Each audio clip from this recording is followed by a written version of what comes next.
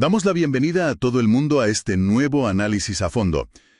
Hoy vamos a adentrarnos en un campo de la medicina clínica que, francamente, parece desafiar los límites de la biología y la física tal y como las entendemos. Hola, encantada de estar aquí. Y sí, es un tema apasionante. Totalmente. Y a ver, el objetivo de hoy no es quedarnos en la superficie clínica típica, sino destripar la ciencia molecular que está permitiendo a la oncología y a la neurología hacer cosas impensables hace apenas una década. Cosas que de hecho a muchos les sonarían a ciencia ficción. Exacto. Todo el contenido y, bueno, los datos empíricos que vamos a analizar hoy provienen de una revisión científica verdaderamente exhaustiva y muy reciente.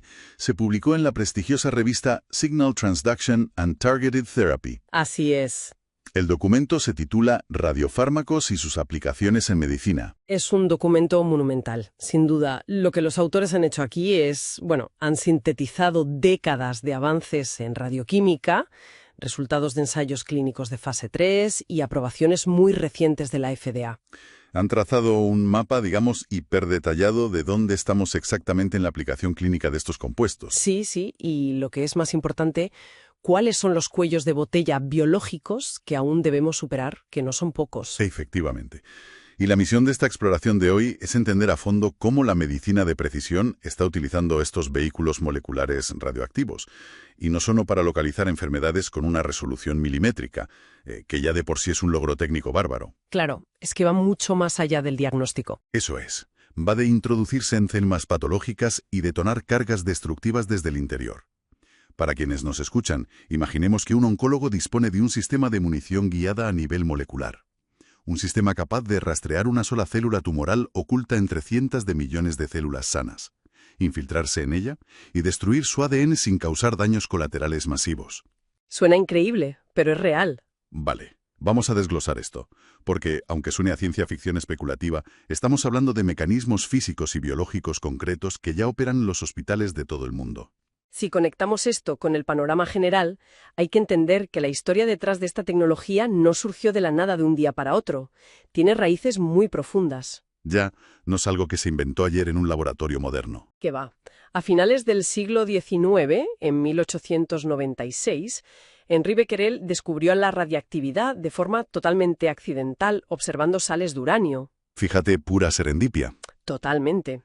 Y apenas 2 años después, Marie Curie sistematizó el fenómeno, acuñó el término de radioactividad y aisló el polonio y el radio. Pero el salto a la medicina tardó un poco más, ¿no?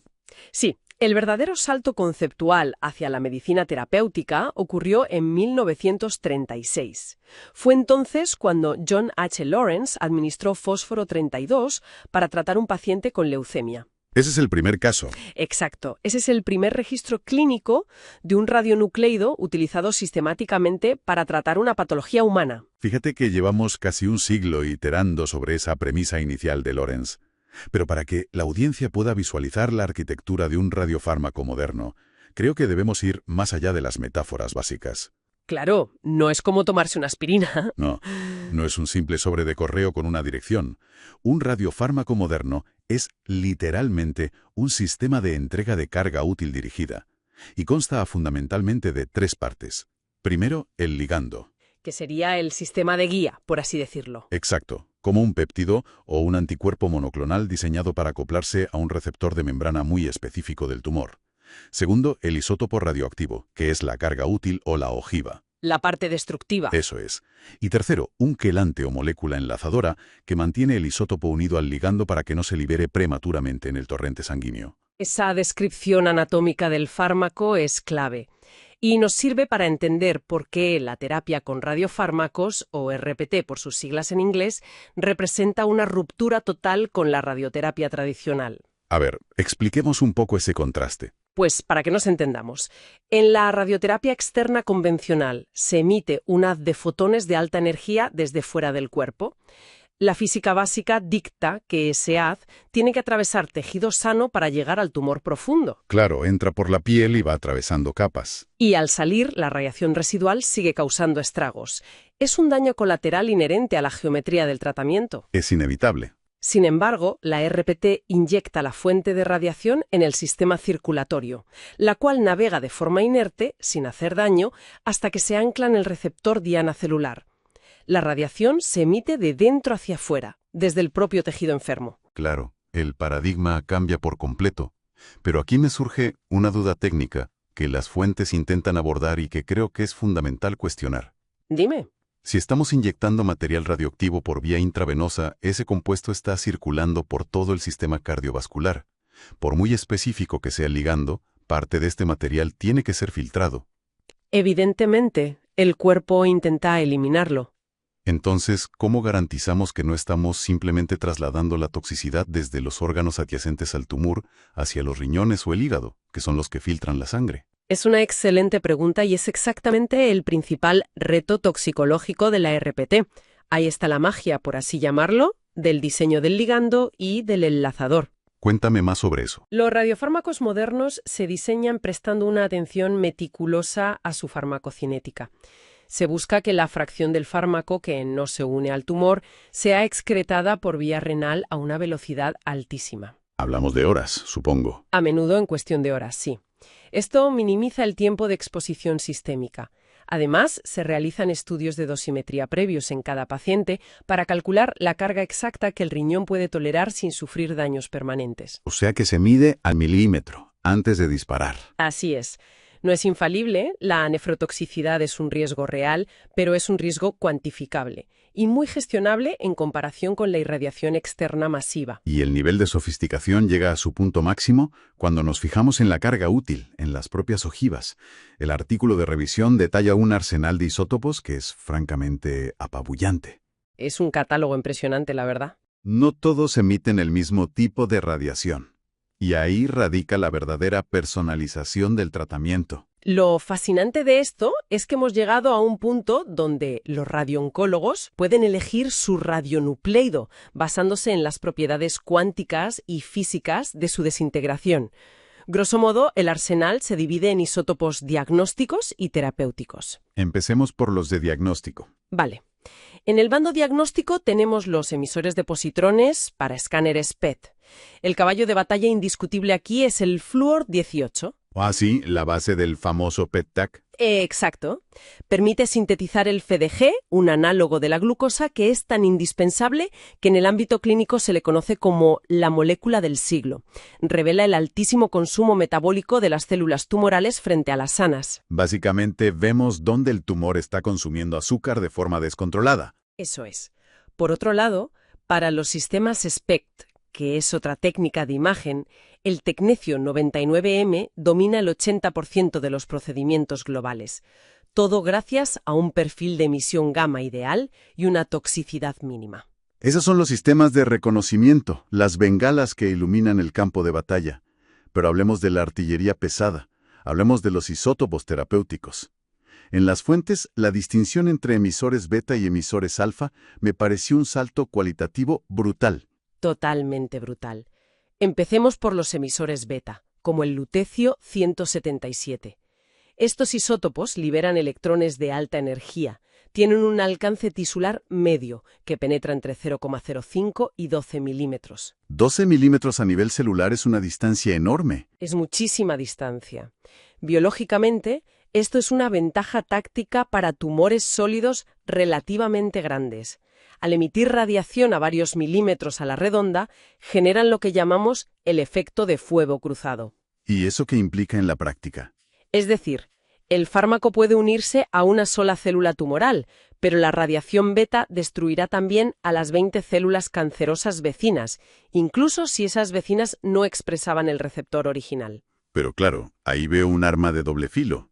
Si el tumor está diseminado en micrometástasis aisladas de apenas unas pocas células, ese alcance de 12 milímetros del emisor beta se convierte en un problema.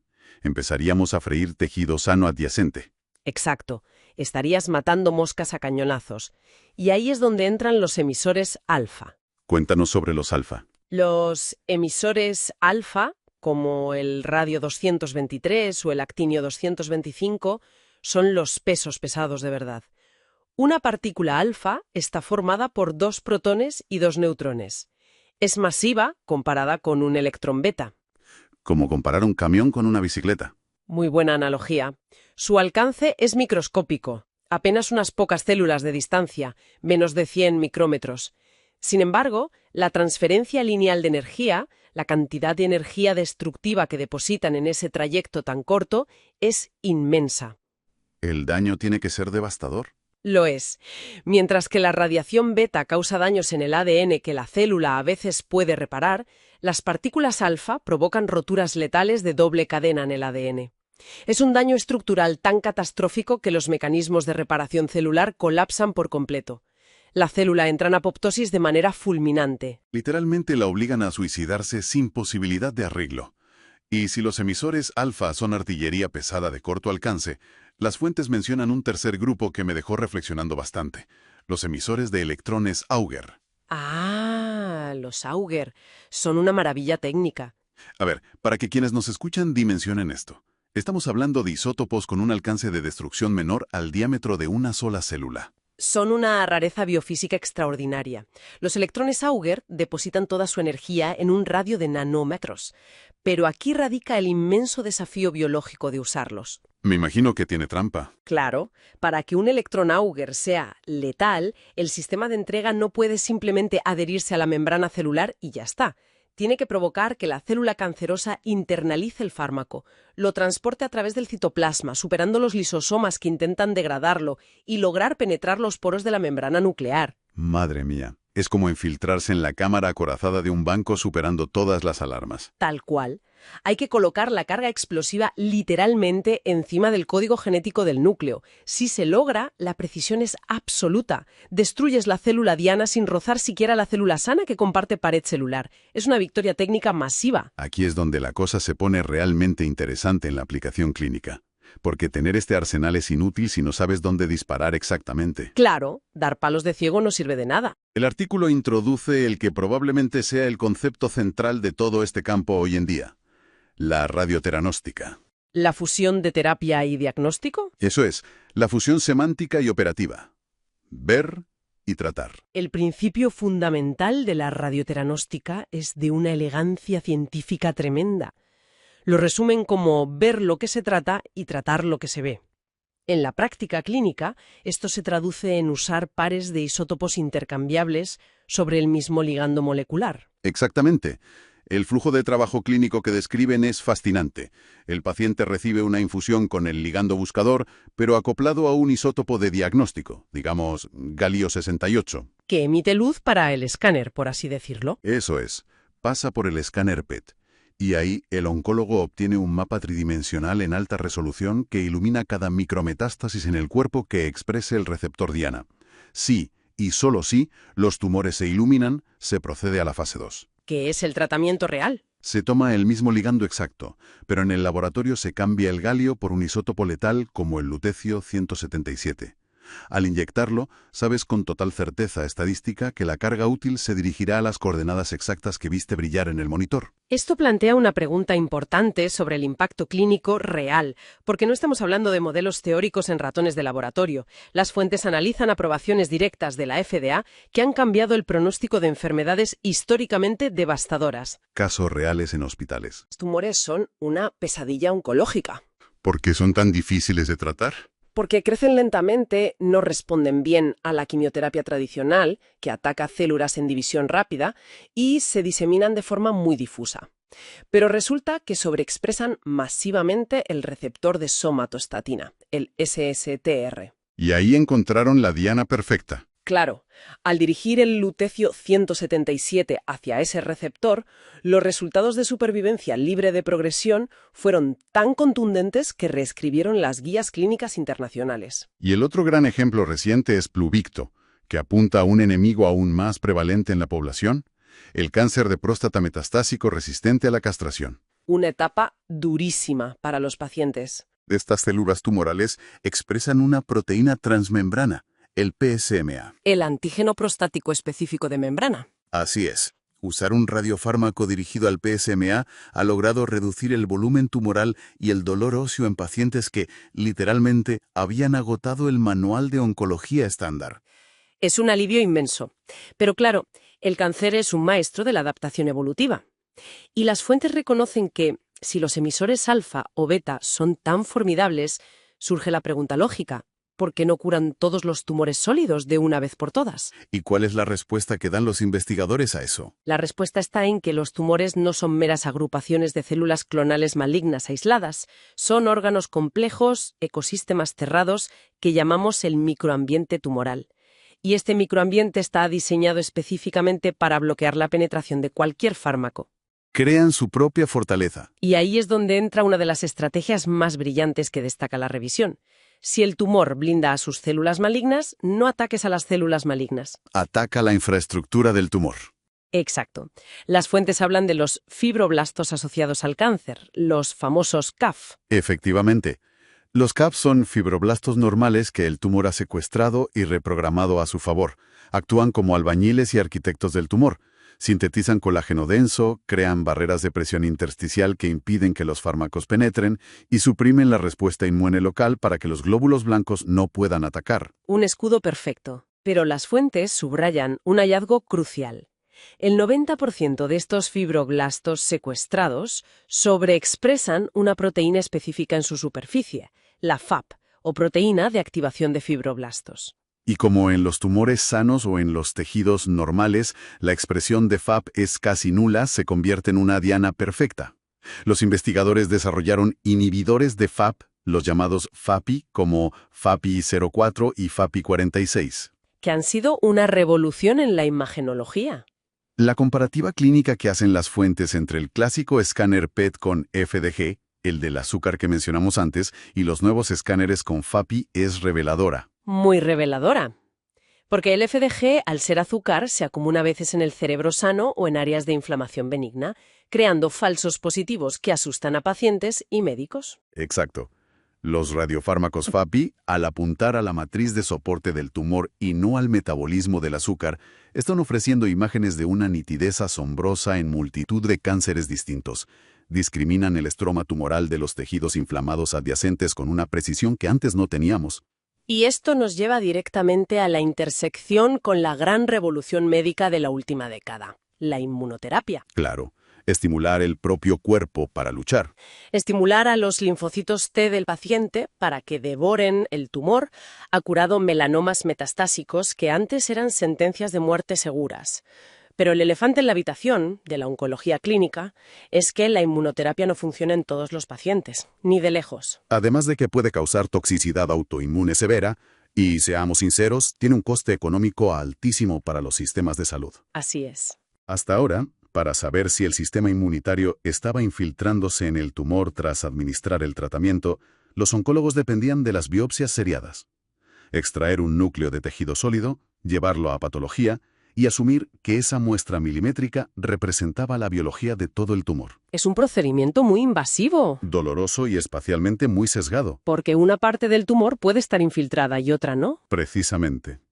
La solución que proponen los radiofármacos es actuar como biomarcadores en vivo. Sustituir la biopsia sólida por una monitorización sistémica no invasiva. Un cambio de paradigma brutal. Las fuentes detallan el desarrollo de trazadores que se acoplan específicamente al receptor CD8. El CD8 es el marcador universal de los linfocitos T citotóxicos, la infantería pesada del sistema inmunitario. ¿Y qué consiguen con eso en el escáner? Real, en 3 dimensiones, si los linfocitos T del paciente están logrando penetrar el microambiente tumoral en todos los focos metastásicos simultáneamente. Es como desplegar una red de satélites para observar el movimiento de las tropas a nivel celular en todo el cuerpo. Es alucinante. También mencionan el rastreo de PDL1, que es básicamente la señal química que usan los tumores para decirle al sistema inmune, «Hey, no me ataques, soy tejido sano». ¿El disfraz del tumor? Si vemos con el escáner PET que un tumor expresa muchísimo PDL1, sabemos de antemano que prescribir un fármaco inhibidor de ese punto de control tiene altísimas probabilidades de éxito. Permite iterar la terapia sobre la marcha, optimizando el tiempo. Y el tiempo es el recurso más escaso en oncología. Sin duda, el tiempo lo es todo en estos casos. Pero, a medida que profundizamos en estas fuentes, hay que dar un giro radical. Porque la tecnología de radioisótopos acoplados a péptidos no se limita al tejido periférico u oncológico. La última sección de la revisión dirige esta tecnología hacia la frontera biológica más inexpugnable del cuerpo humano. ¿El cerebro? ¿El cerebro? y las enfermedades neurodegenerativas. El sistema nervioso central ha sido históricamente una caja negra inalcanzable para la farmacología. Y el principal culpable clínico de esto es la barrera hematoencefálica. El gran muro de contención. Esta barrera capilar es una malla celular tan estrecha y selectiva que impide el paso del 98% de los fármacos de molécula pequeña y del 100% de las macromoléculas. Diseñar un radiofármaco que mantenga su isótopo estable y que además logre permear esta barrera para unirse a agregados proteicos intracerebrales es un tour de force farmacológico tremendo. Una proeza técnica. Y a pesar de esa barrera, las fuentes documentan éxitos clínicos rotundos que están reescribiendo la neurología, particularmente en la enfermedad de Alzheimer. Es que el cambio aquí es histórico. Durante décadas, un neurólogo solo podía diagnosticar el Alzheimer probable basándose en cuestionarios cognitivos y descarte de otras patologías. El diagnóstico definitivo solo ocurría en la mesa de autopsias, al observar físicamente las placas seniles en el cerebro del paciente ya fallecido. Una frustración terrible para la medicina. Hoy contamos con radiotrazadores aprobados por la FDA como el fluorbetapir y el fluortaucipir. El impacto de esos compuestos es difícil de exagerar. El fluorbetapir, al ser lipofílico, cruza la barrera hematoencefálica y se une con altísima afinidad a las placas de beta-amiloide, que son esos depósitos tóxicos extracelulares característicos del Alzheimer. Y el otro compuesto va por la proteína tau. Por su parte, el fluortaucipir penetra en las neuronas y se une a los ovillos neurofibrilares de proteína tau hiperfosforilada.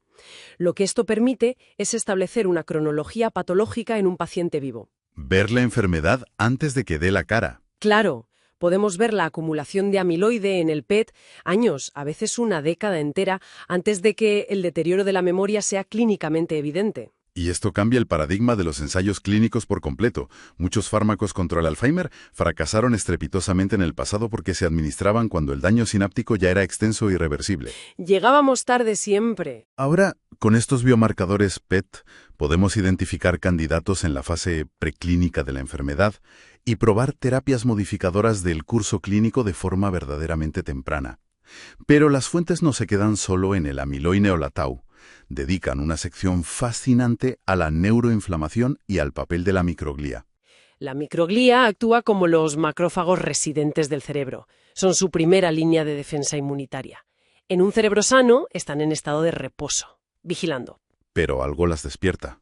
Pero ante el daño neuronal o la acumulación de proteínas anómalas, se activan de forma agresiva. Esta activación microglial crónica es un motor fundamental de la patogénesis en el Alzheimer, en el Parkinson y en la esclerosis múltiple. Las fuentes analizan trazadores de segunda y tercera generación dirigidos a la TSPO. La proteína translocadora de 18 kilodaltones. A ver, expliquemos la relevancia de esto a la audiencia. La TSPO se expresa en la membrana externa de las mitocondrias. En condiciones normales, en el cerebro hay muy poca cantidad. Pero cuando la microglía se activa y entra en estado proinflamatorio, la expresión de TSPO se multiplica drásticamente. ¿Como una sirena de alarma molecular? Al rastrear la TSPO con isótopos específicos, estamos logrando mapear la topografía exacta de la neuroinflamación en tiempo real. Estamos visualizando el fuego inflamatorio propagándose por los circuitos neuronales en directo. Y esa capacidad de visualización temprana nos lleva al que probablemente sea el avance más prometedor en la enfermedad de Parkinson documentado en la revisión de hoy. El diagnóstico clínico del Parkinson clásico se basa en síntomas motores evidentes: bradicinesia, rigidez, temblores en reposo. Sí, la imagen clásica que todos tenemos de la enfermedad. El problema crítico es que, para cuando esos síntomas motores son evidentes para el paciente o el neurólogo en la consulta, el paciente ya ha perdido entre el 60 y el 80% de sus neuronas dopaminérgicas en la sustancia negra del cerebro. El margen terapéutico ya es muy, muy estrecho. Casi inexistente para revertir el daño. Y aquí es donde las fuentes me dejaron sumamente impresionado. Detallan el uso de radiotrazadores enfocados en un transportador muy específico, el BMAT2. Sí, el transportador vesicular de monoaminas tipo 2. La biología funcional de esto es preciosa. En las terminales presinápticas de las neuronas dopaminérgicas, el BMAT2 actúa como una bomba que empaqueta la dopamina recién sintetizada dentro de vesículas. Para protegerla. Exacto, para protegerla de la degradación oxidativa antes de ser liberada en la sinapsis. La densidad de este transportador en el tejido cerebral es un proxy directo de la integridad estructural de las terminales nerviosas dopaminérgicas. En otras palabras, si contamos los transportadores con el escáner, sabemos cuántas neuronas sanas le quedan al paciente. La revisión explica que, utilizando el compuesto fluorado AB133, los escáneres PET pueden cuantificar con enorme sensibilidad esta pérdida de densidad del VMAT2. Es una ventana directa a la salud de la neurona. Y, lo más impactante, pueden detectar el declive de las terminales nerviosas en las regiones estriatales años antes de que el paciente experimente la más mínima rigidez muscular o temblor. Estamos diagnosticando la neurodegeneración en su fase totalmente asintomática. Es un adelanto espectacular frente a la clínica tradicional. Entonces, ¿qué significa todo esto realmente, al poner todas las piezas juntas? Significa que la medicina se está alejando de la era de la observación macroscópica y empírica para adentrarse de lleno en la era de la intervención molecular determinista. Es una transición histórica, sin lugar a dudas. Al integrar los sistemas de emisión beta, alfa y Auger con la identificación de dianas dinámicas como el FAP en el estroma tumoral, la TSPO en la neuroinflamación o el VMAT2 en el Parkinson, la radioteranóstica nos dota de un control sin precedentes. Hemos dejado de disparar a ciegas.